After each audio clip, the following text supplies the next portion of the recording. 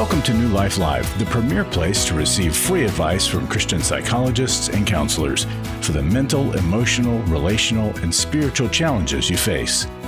Since 1988, we've offered compassionate responses that combine God's truth with proven psychological principles to guide you toward healing. Our phone lines are open. Call us now at 1-800-229-3000. Hello, everybody. It's Becky Brown with you today. We are going to take your calls at 1-800-229-3000, and maybe you got a challenge in your relationship, maybe in your marriage, and maybe just in your work, or maybe it's just traffic, because sometimes all of those things can drive you a little bit nuts. So give us a call, 1-800-229-3000. And by us, I'm talking about Marc Cameron. Marc is a marriage and family therapist. And Marc, I want to know what is on your mind today. All right. Okay, so today I want to talk about how do you handle confrontation. So story time here. So last Friday night, my 20-year-old daughter and I, we went to a popular major chain restaurant. It was in the middle of the dinner rush. So, of course, there was an hour-long wait or more ahead of us. So we decided to scope out the open seating area that they have in their bar area. And we saw a table that was waiting to pay their check. And so we went up to them and I said to the group there, hey, you guys getting ready to leave? They said yes. And I asked if we could take the table when they left. And they said sure. So as they were getting up to leave, we were waiting there to sit down. Now, another person had the same idea as us, and he came over. He was probably in about late 50s, early 60s. And when he saw that we got there first, he was upset about that. And he made some rude comments to us about us only being a party of two, sitting at a table of four.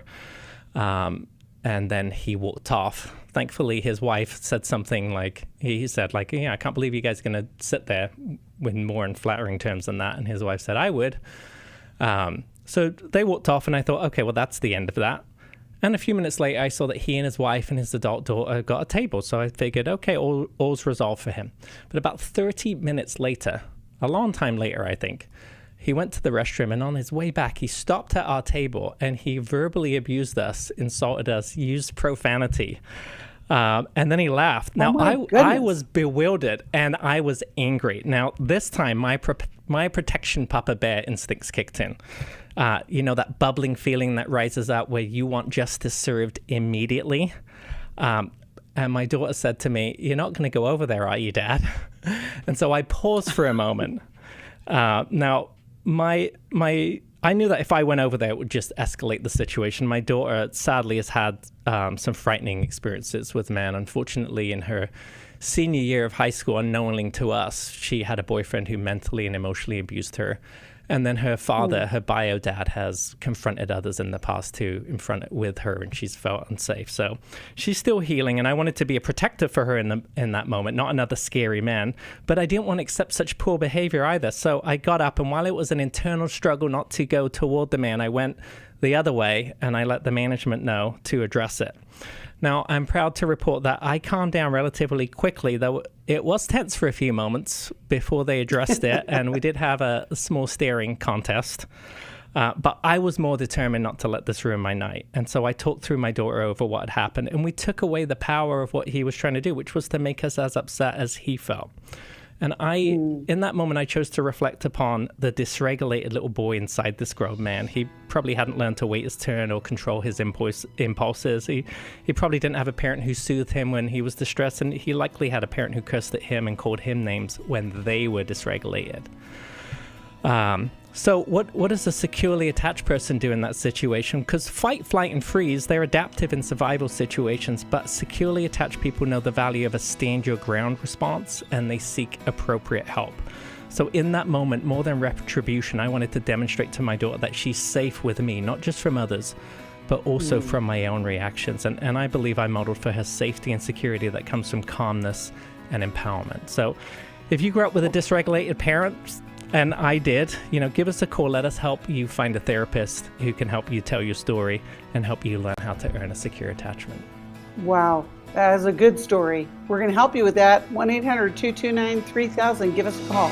After this, we'll be back. We've been married 33 years. We attended the Intimacy and Marriage Workshop.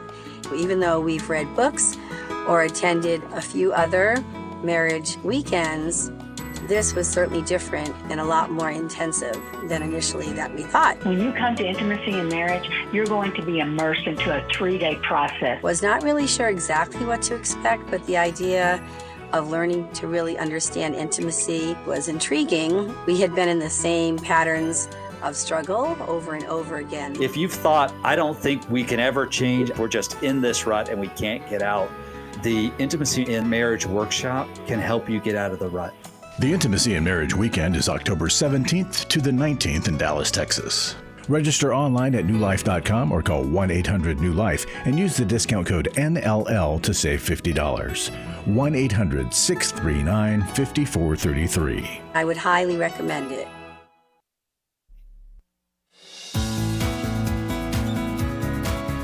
To find out more information about New Life or to order any of the resources mentioned on today's program, call 1-800-NEW-LIFE. Now back to New Life Live. Welcome back. We are going to be taking your calls, 1-800-229-3000. Tomorrow's show, I've got a special guest, Cindy Martin. She'll join Dr. Jill and I and talk about her book, Choosing Intimacy, Practical Ways to Create Christ-Centered, Deeply Connected Relationships, which is kind of along the lines of what we talk about all the time. And Marc, you were just talking about, how your secure attachment helped you manage what may have been a really out of control situation, and you remained calm even though you were justified. You could have gone after it.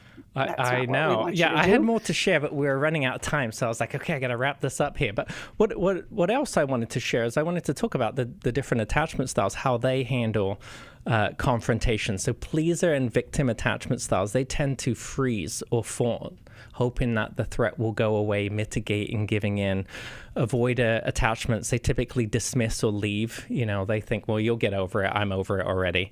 And then vacillators and controllers, they pursue and they fight. They want to win a battle. And I grew up with coming out of childhood with a vacillator attachment style. I had a dad who had a vacillator attachment style, and he had no problem confronting others. I didn't quite feel like unsafe in the sense like I'm in danger, but I felt highly embarrassed when he would confront others. And so that was my model.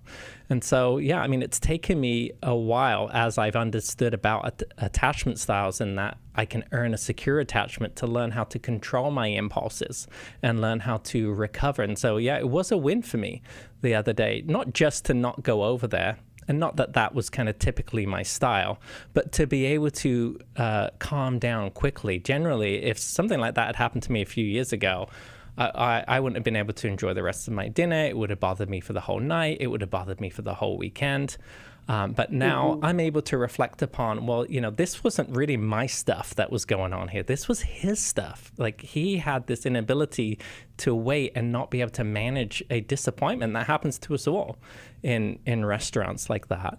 And so and so many other places too, Marc. Especially the DMV. Yeah. But I had to, in this work of earning a secure attachment, I've got to realize, like, okay, that's his stuff, but I also have my stuff, and not to allow other people's stuff to trigger my stuff, and to recognize that's my things to work on. And so that's what I mean about earning a secure attachment, learning to be the model that Jesus showed. And we don't have to be somebody who rolls over. We can be somebody who does stand our ground too, when it's safe to do so. What you said earlier, though, Marc, you said that his problem could have easily become your problem. Oh, yeah. Literally, just because you would have reacted, and then everybody's got a problem. And we have to decide how we're going to respond as opposed to react. I love that. And I think there's something for all of us to get in that. It's, if you cut that video in half, how you respond is what looks good or bad on you. And so it's worth working on that secure attachment. Correct. That could have gone a whole lot of different ways for me. And that one, that just moment, that split second could have had lasting impacts. Yes, I'm so proud of you for doing a new thing. That's wonderful. Me too. Good work. Good work. We talk about secure attachment at intimacy and marriage, and this is the key reason that a lot of couples get entangled so tightly in the problems that they have because they act and react. And I just talked to somebody the other day that, their family of origin was very chaotic, very angry. Everybody was upset all the time. And they didn't realize that they were doing the exact same thing in their current family. And it's so amazing to me that you cannot see yourself in these situations, because you'll be real quick. Like I just said, Mark, you could have said, that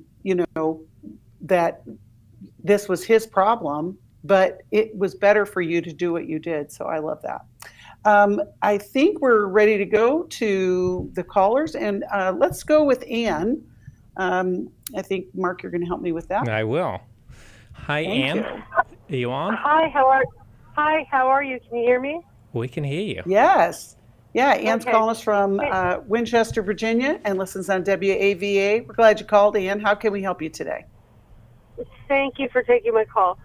Right now, my adult son has come home to live with me, and he's in the middle of a second divorce that he really didn't choose. He wanted to go to counseling and stuff, but anyway, that's fallout. He doesn't have a place to go right now as he rebuilds. And so his 3 children, my grandchildren, come to visit every other weekend. And he started drinking again. And what I'm having issues with is confronting him. Like when I say yesterday, he slept all day instead of watching the children. And it was the youngest one's birthday. And so he wasn't engaging her. But again, that's not my thing to control. So what I do is, I had her painting on windows and stuff and entertaining them that way, and showing another second young one how to make scrambled eggs and things like that. So I fed them breakfast. I ordered pizza for lunch because I myself am strapped in doing things. I actually fractured a rib, so there's a lot going on. And what I'm finding is he never asked me to watch the kids. I stepped in, and then at dinner time I was like, hey, these guys need to eat. And then this morning I got up after cleaning all day and doing a whole bunch of stuff that was over and above, and cleaning up after the kids who are unsupervised, grabbing Cokes at random and drinking half of them, leaving them out, things like that, just kid stuff. I come into the kitchen after cleaning everything, and there's cake on the kitchen counter and Dorito chips on the floor, and I'm like, hey, who left this here and who left that there? And he chimes in like, what's going on? And I'm like, this is there and that's there. Okay, you guys need to get in there and clean it up. He signs the oldest to clean it up, who really didn't do it, and she does a halfway job of it. And I'm like, hey, these guys need supervision. And he's like, he starts arguing with me, and it's starting to get escalating voices, that kind of thing. And I'm not swearing, but I have an issue with dropping the F-bomb and swearing. And as I told the person that I interviewed with, screened with, I managed not to go into church and say, how the F are you? So obviously I can control it. And I'm frustrated with myself, so angry with myself that, I could laugh with you, but I'm so angry because this has been a stronghold for me for so long. But I'm like, the little one, like 2 little ones, we have a Jack and Jill bathroom off my bedroom in the hall. Well, Ann, hold on. Yeah. Ann, hold on. We get it. It's a lot of chaos. And it wasn't like you said, okay, this is the plan. You're going to move back in with all the kids, and this is how we're going to divide and conquer. That was never discussed, right? Not in a manner of speaking, but I didn't lay out a detailed, grounded plan. But I also, when he started drinking again, I said to him very plainly, look, I am willing to help you rebuild, but I am not willing to enable you. And he proceeded to tell me how it wasn't a problem any longer. And I said, listen, I've seen you drinking a couple nights now too inebriated. And if it's not a problem, we don't do that every night. That's not a normal and usual thing that you have to drink. Maybe when you're a teenager, but you're an adult now. So Ann, what's the best way that we can help you today? Because we get it. It's a lot of chaos. How can I manage my swearing to get rid of this stronghold forever? Number one, there's got to be some kind of drill, roll, something I can do. Jesus, I've asked to intervene, and he won't just do it for me. So obviously I got to put some muscle to something.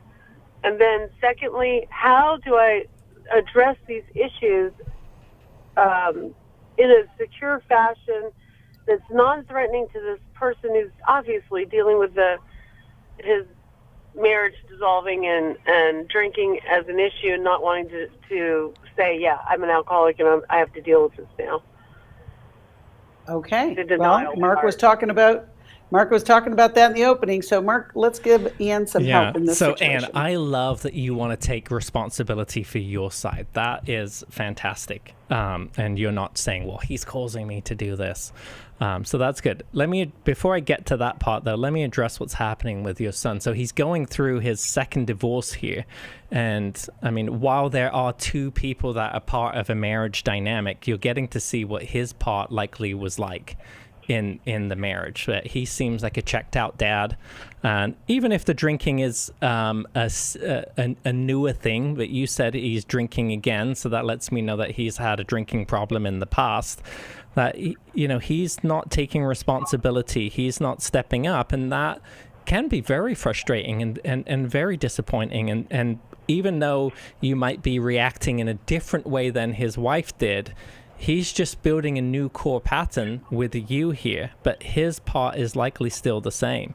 And I don't think it's good that you've taken him in and you're wanting to help him out, but if you allow him to keep acting like this, you are going to enable the situation. So let me get to the part about you. How can you manage your swearing? So yes, you do need to be able to learn how to manage that, but you can't grow in a storm. So I think the number one thing is, before you can learn how to respond securely, you got to stop reacting. And a big part of stopping reacting is to learning to recognize when you're getting into those situations and learning to take yourself out of those situations. So I think just overall, this whole part needs to be addressed with him. And you may... And so having do-overs is a great way to learn how to act securely. Okay, so I would initiate a do-over with him and invite him into a secure conversation, and say, hey, listen, I have to take responsibility for, swearing and what I did. I can't justify those actions. So I'm going to own that, and I'm going to apologize for that. And you're not responsible for what comes out of me when I get squeezed. Okay?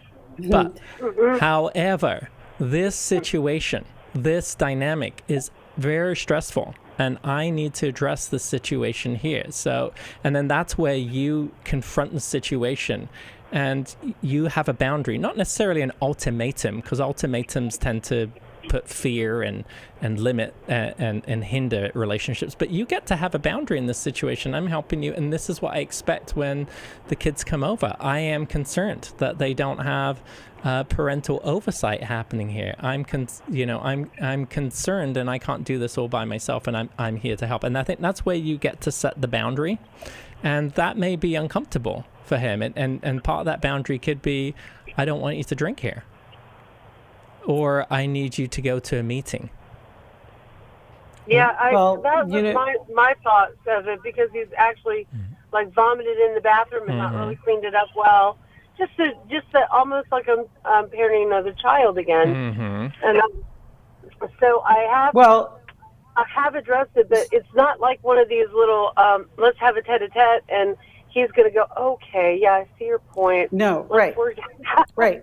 He's going to push back. But and he pushes back hard. So here's some but you've got the idea though, Ann. You've got the clarity, but I love what you just said, Marc. You can't grow in a storm. And when we're in a storm, we have to, or when we know that, get the storm warning, the weatherman starts to talk about the tornadoes and all that. I want you to think about preparation. The kids aren't with you all the time, right?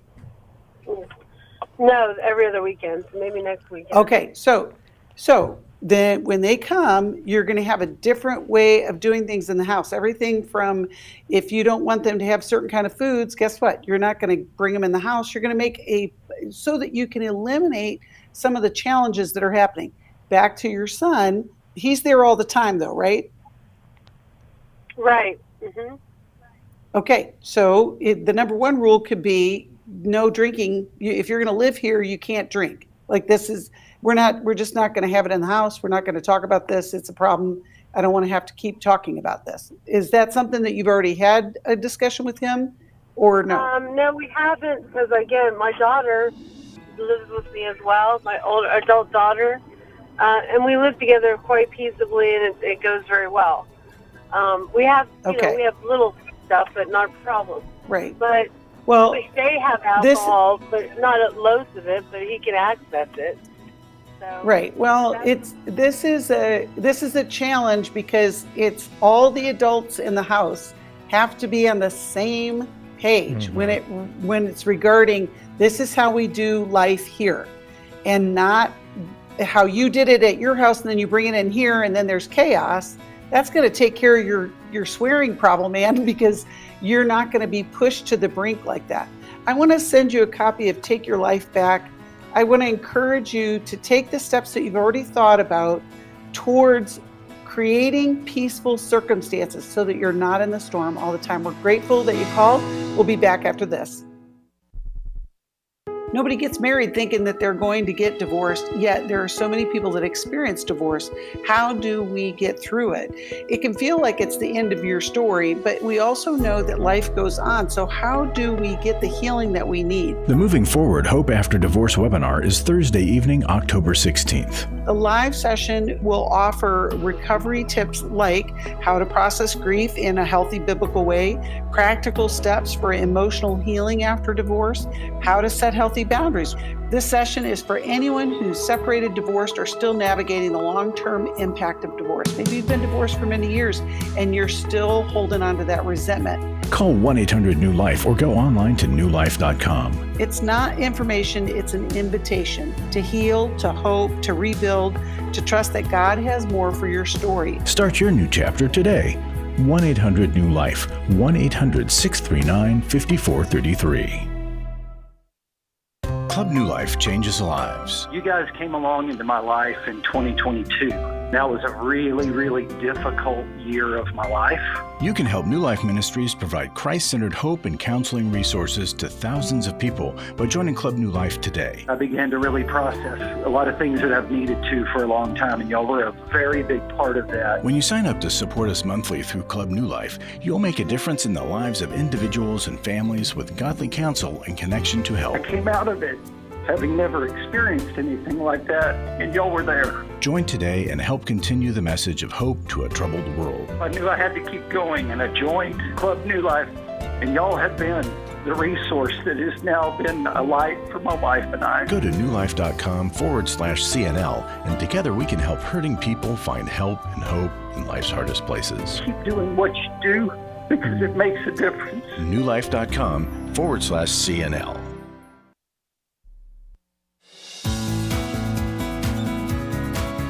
To find out more information about New Life or to order any of the resources mentioned on today's program, call 1-800-NEW-LIFE.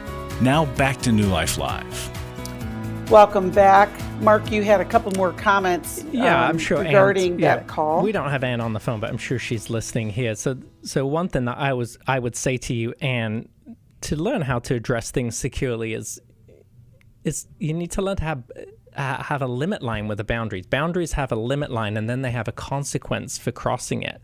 And so if you don't have a consequence for crossing the boundary limit line, then it just becomes a suggestion. So yes, then he can just say anything he wants. You know, he could push back, or he can just say sure, and then the cycle continues. So whenever we see ourselves in a core pattern, as I was explaining, if the other person is not willing to change their part, we have to be willing to change our part, and that gives the person a new responses to have to deal with. It's so hard. I love that you're asking, Ann. I also know that it can be very hard. So we'll be praying for you. We are going to go back to the calls. We're going to talk with Kay, who's calling us from Washington, D.C., listens on WAVA. Hello, Kay. How can we help you today?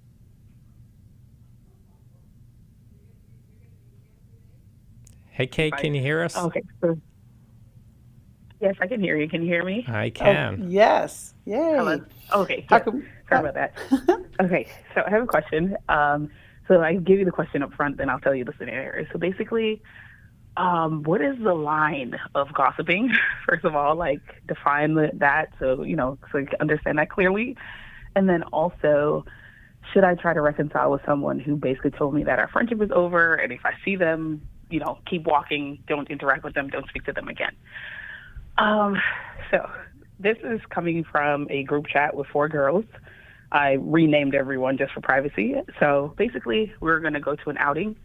One of the girls asked for a ride because she's furloughed. But the way she worded it was just a lot of other stuff other than just needing a ride. I felt triggered, or I felt like, that's weird. But I reached out to a friend in the group, Mary, and I said, hey, I said, I could be wrong, and if I'm wrong, God forgive me, but I feel this way about the situation. Am I tripping? She goes on to say, no, she just needs a ride. The friend seems like sometimes she can be opportunistic, or it's like, if I don't have to lift a hand, I'm not going to, So I just voiced my opinion. I was really calling her for a voice of reason. I already knew that I felt some type of way, like I felt triggered for some reason. So I wasn't calling her to gossip, but I was calling her to hear her thoughts. I did voice my opinion about the character of the person, but nothing that the person hasn't already said about themselves. So Chloe has admitted that she can be self-centered. She knows how to get what she wants, things like that. But she's still a cool person. Long story short, after hearing me, Mary decides that she was going to call another friend, Anna, and see if Anna felt some type of way too. Anna voiced her opinion about how she felt about the way she asked the question for a ride or whatever. And so then Mary got offended for Chloe and took it personal. So long story short, we already arranged who was going to give who a ride, who was going to ride with who. But the young lady that made the phone call to the other friend, she did not want to be around the girl either, because they had some bullying issues in the past. They seem to have made it up, but she's at a point where she doesn't want to take an hour ride in the car with her, but she didn't state that to the young lady. Long story short, Mary calls a Zoom meeting to confirm everyone's going because Chloe was no longer responding to the text messages, things like that. I told her, hey, she probably already worked it out with the other girl. If you're so concerned, give her a call. We kind of had a heated exchange in it because she was just pressing like, no one answered her. She had to ask 3 times. And I'm just like clueless as to why she was so personalizing it. So I called the young lady that was supposed to give her a ride. The young lady said, yep, we're squared away. I text Mary to let her know that everything was okay. She's just responding. 2 hours later, she says, hey, can you send me my ticket? I'm going to give it to my friend. I'm not going. So I text back and say, hey, why are you not going? She sends a paragraph to the group. I'm not going for 2 different reasons. One of the girls said, hey, I think you're flaking. You've done so much to get this together. Why aren't you going? When I jump in and I say, yeah, especially since you just called a Zoom meeting to make sure we're all going and you didn't mention being sick, that set her off. It set her off to the point where it's just like, how dare me? Friends don't do friends like that. We shouldn't have treated, Chloe this way. And it was just a barrage of rude things to telling the other girl, I could care less about you. I was really mad at this girl. It was just a lot. And so she ended up just basically writing in the message and saying everything that I said to her and everything that the other girl said to her. So she just aired everything out. And then basically said, hey, I'm done with you. If you see me, keep walking. During the exchange that was happening, I had to back down because I felt myself wanting to respond in a non-Christ-like manner. And I did say, hey, you know what, since we're both Christians, let's just, chill out. I'm sure it could get much worse. And we don't know each other in that way. Let's not even go there. Peace be with you. Once I wrote that message is when she unloaded everything else. To the point that we're thinking, is she having a breakdown? Well, but here's the thing, Kate. This is 21st century communication. And it's interesting because the texting can take on different emotions and connotations because we're not voicing it. And so then when you have a big reaction and it doesn't make sense, like you said, she called the Zoom, we were all straight and now we're not. And what happened? The quick answer to your questions, well, there's no quick answer because relationships are messy. You can hear the music, Kay. We're going to take a quick break and we'll come back with some answers to what you're asking. But it's painful. It's painful to be misrepresented in a friendship and not being able to understand why someone's big reaction could cause a separation of friends. We'll be back after this, taking your calls, 1-800-229-3000. I became aware that my husband had had an affair. He was viewing porn on the computer. I was totally unaware of anything like sex addiction. Through the workshop, I truly believe my soul has been restored. The workshop educated me about what sex addiction was. It also gave me courage. I learned how to stand up for myself. Without a doubt, it was the most significant thing that I did. The Restore Intensive is coming to Washington, D.C. November 7th to the 9th. Register online at newlife.com or call 1-800-NEW-LIFE. Enter the code NLL for a discount. That workshop is where I found the tools and the people to heal from this most heartbreaking thing of my life. 1-800-NEW-LIFE and the discount code NLL.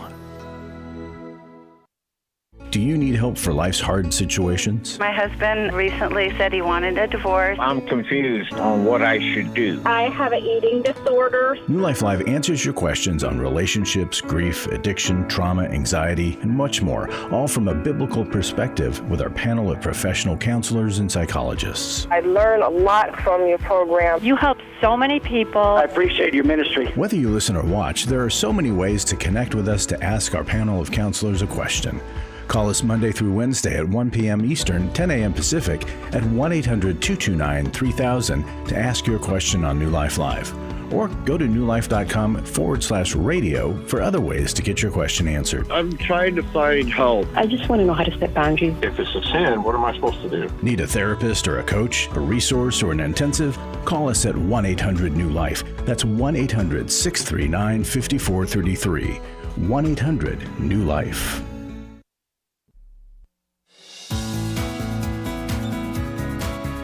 To find out more information about New Life or to order any of the resources mentioned on today's program, call 1-800-NEW-LIFE. Now back to New Life Live.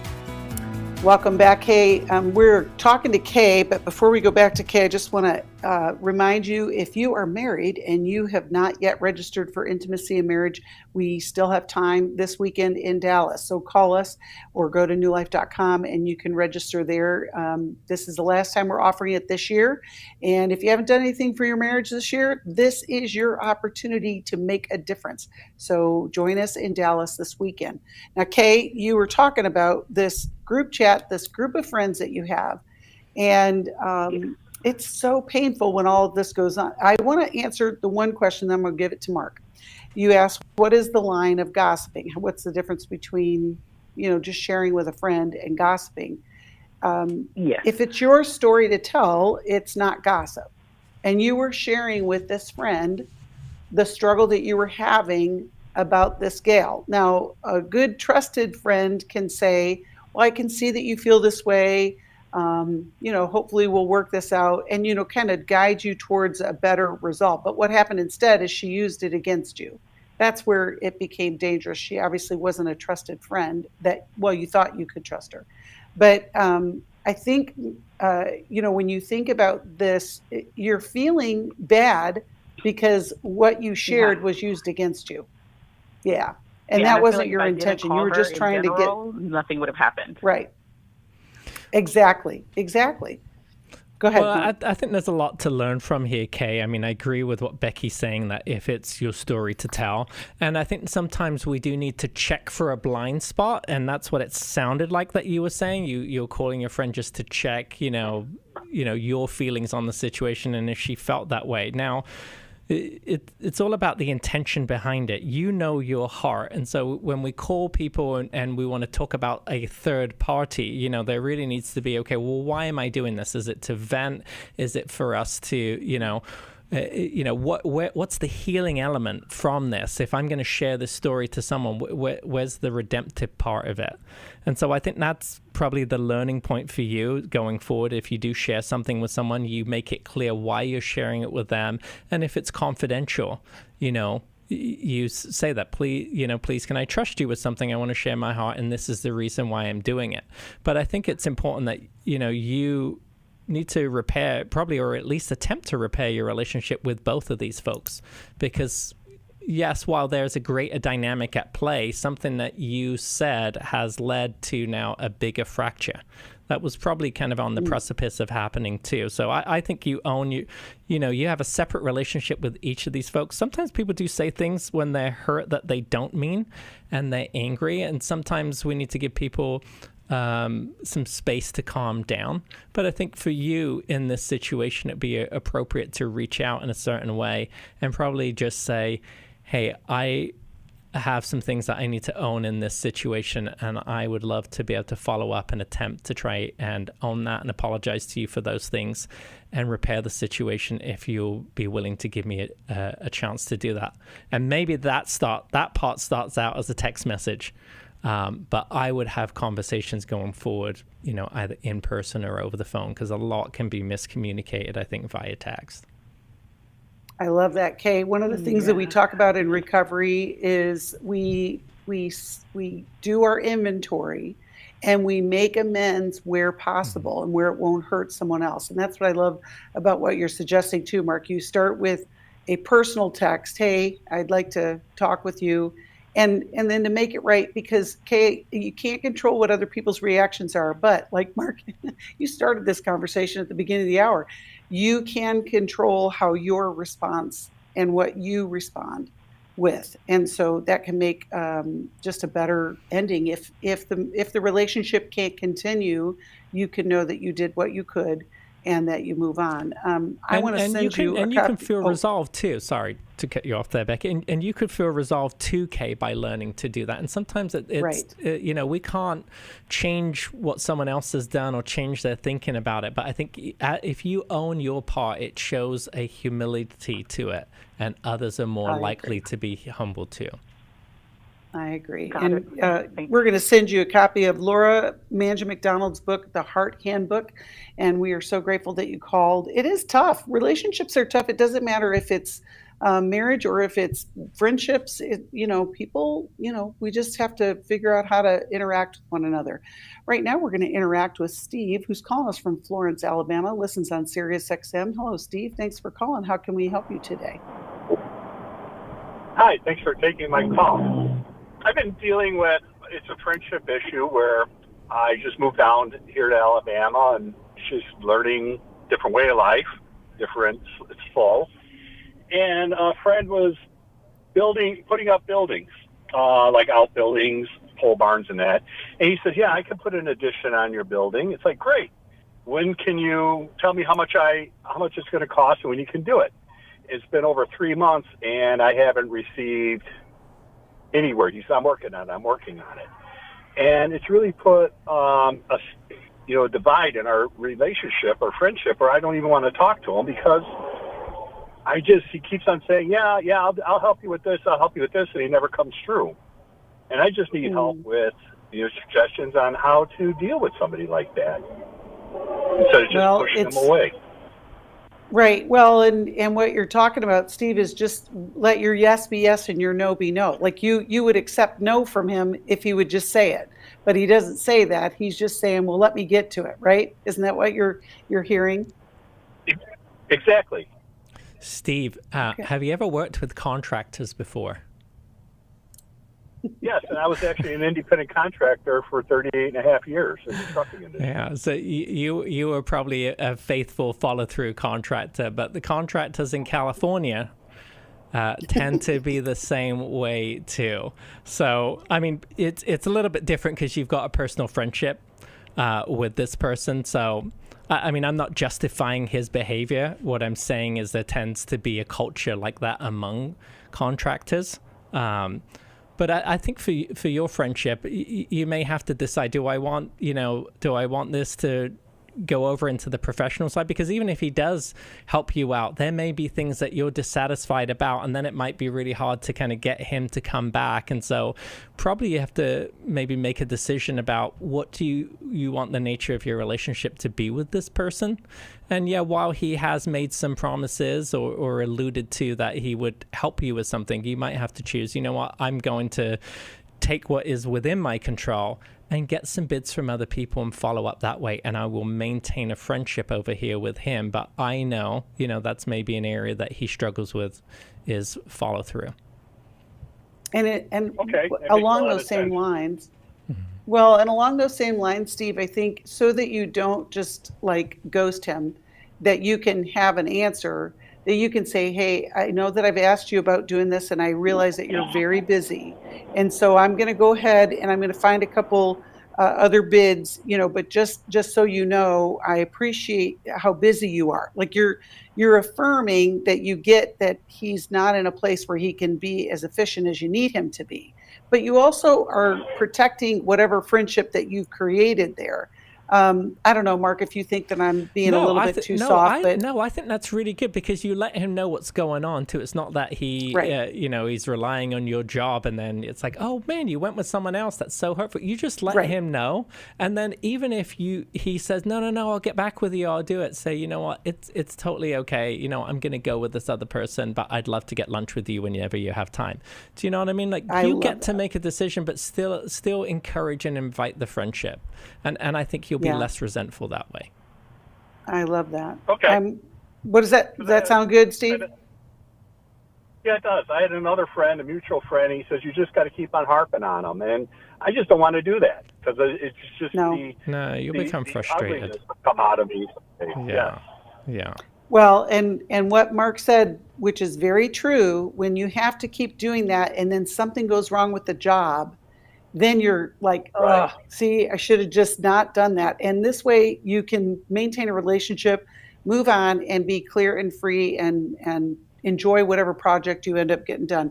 I want to send you a copy of How You Think Determines the Course of Your Life by Laura Manja McDonald. I'm giving out all Laura's books today, but I just think it'll be helpful in this. But we're glad that you called, Steve, and hope that will be helpful. We're going to go back to the calls, and we're going to talk with Philip, who's calling us from Norman, Oklahoma, listens on KWRD. Hi, Philip. Oh, you can hear the music. And we're going to go to a break, Philip, but if you have a quick way to ask your question, I can take it before we go. I really don't have a quick question. I just need some advice for a lot of things I'm struggling with. I'm trying to reconcile a marriage and how to rebuild it after infidelity that's been brought to light and everything. That's hard, Philip. All right, well, we'll get to your call after the break. I just want to give a shout out to all of you who are supporting the ministry. Every dollar makes a difference. And we want to say thank you to our Club New Life members through our Zoom. We're going to have one on Saturday, November 1. Call us for the details, but it's a way for us to connect with you online and say thank you in person and to share a few things. Like, I was sort of vaguely familiar that the 12 steps had some origination in the Bible. I found Life Recovery, and one of the things I liked so much was that it had such a broad appeal. It wasn't limited to just alcohol or drugs, that it was addressing a wide range of problems. At New Life, we believe everyone can benefit from a life recovery experience. There are life recovery groups all over the country. They take place online, in conference calls, and in person. And if there isn't one in your area, we can help you start one. We have startup materials, leaders' guides, CDs, Bibles, and more, all with discounts available for groups. Call us at 1-800-NEW-LIFE and ask for Terry Ward. The 12 Steps have long been a great help to people in recovery because much of the 12 Steps' power comes from the fact that they capture principles clearly revealed in the Bible. The 12 Steps is really a pattern for all of us as Christians. Call 1-800-NEW-LIFE. That's 1-800-639-5433. For over 35 years, New Life has been the most trusted name in Christian counseling. Your ministry has saved my life. If you struggle with emotional hurt, family or marriage problems, the pit of depression, or the pain of addiction, we can help. I'm down 100 pounds now from what I was. I found a counselor through New Life Ministries, and it's just been outstanding. Our treatment programs provide clinically appropriate solutions from licensed professionals, all in a biblical framework. I have had problems with alcohol. I think God has ordained this place to be His. You don't have to be a prisoner of your pain. Help is available at 1-800-NEW-LIFE. She tells me that I'm a new man, and I feel like a new man. It worked for me, and it can work for them too. This time it is different. If you're ready to take the first steps toward genuine spiritual and emotional healing, call us today at 1-800-NEW-LIFE. God can open the door for a better tomorrow. To get someone that's competent, that's good at what they do, it's been like day and night compared to what I've had before. Call 1-800-639-5433.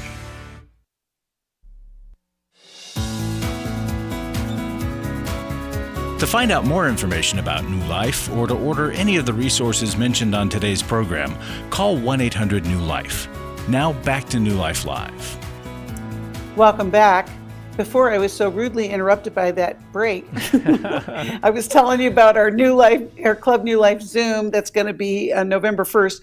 Marc, you are going to share with our Club New Life family on forgiveness and repair. That's right. So again, if you are part of our Club New Life family, giving makes a difference, and we want to invite you to the Zoom. You can call us at 1-800-NEW-LIFE or go to newlife.com and we'll give you the information there.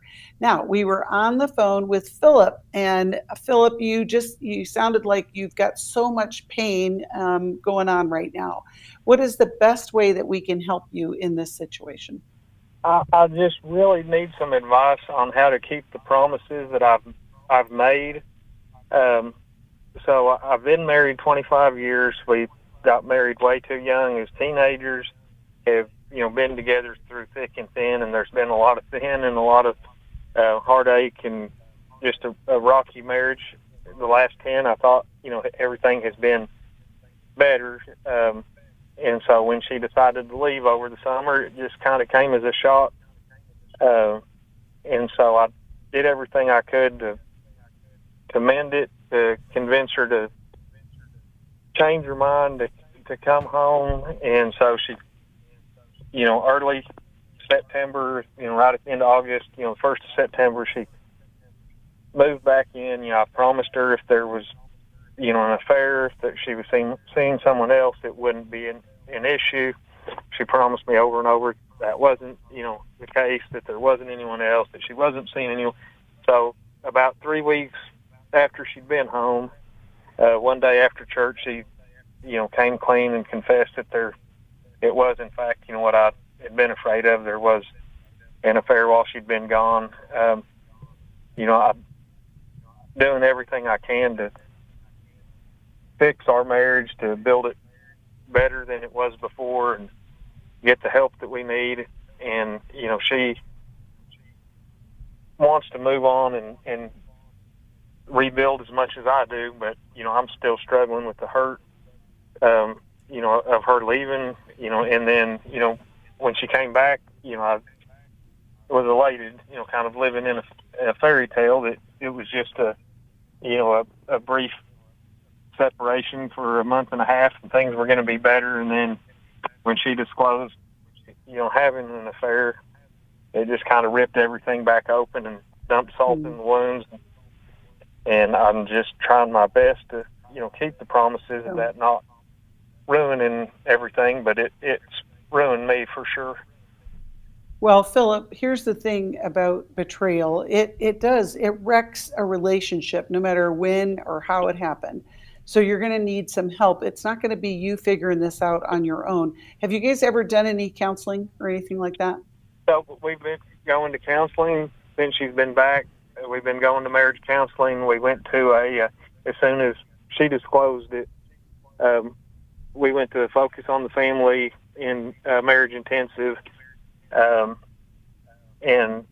it almost felt like it was kind of a little too late for that. We should have gone to that 20 years ago, and what we were dealing with was just, kind of beyond what they were able to help us with, communication. So, Philip, I'll turn this over to Marc in just a second. I just want to know, is she wanting to stay now? Like, where are you? Yeah, absolutely. So when she came home, she was so broken, and I could tell there was something, eating at her. She just had a lot of, emotional problems and kept wanting to leave again. And, she'd give me these hints, basically, that there was something way deeper bothering her. She, said, I can't just act like nothing happened because something did happen. But then I asked her, was it an affair? And, oh, no, it's not that. I just meant me leaving was what happened. But since she confessed she's doing better, she's, wants to just completely forget it, keeps bringing up the fact that I promised that I would, move past anything, of our past and just rebuild. And I'm trying to keep that promise. I want that more than anything to rebuild, have a better marriage from this. But Philip, there's a lot of in between keeping the promise and healing from the hurt. And it is very common when the betrayer tells the truth, they feel relief immediately. Mm-hmm. But it's like they threw up all over you, and now you've got to deal with the pain. Exactly what's going Marc, on. That's right. Well, we've done this a few times, right?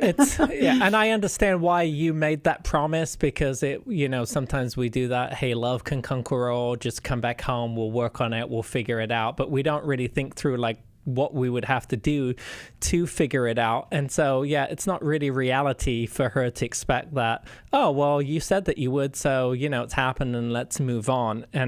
And I think it's fair for you to say, while I said that with good intentions, I had no idea what it was like to go through this.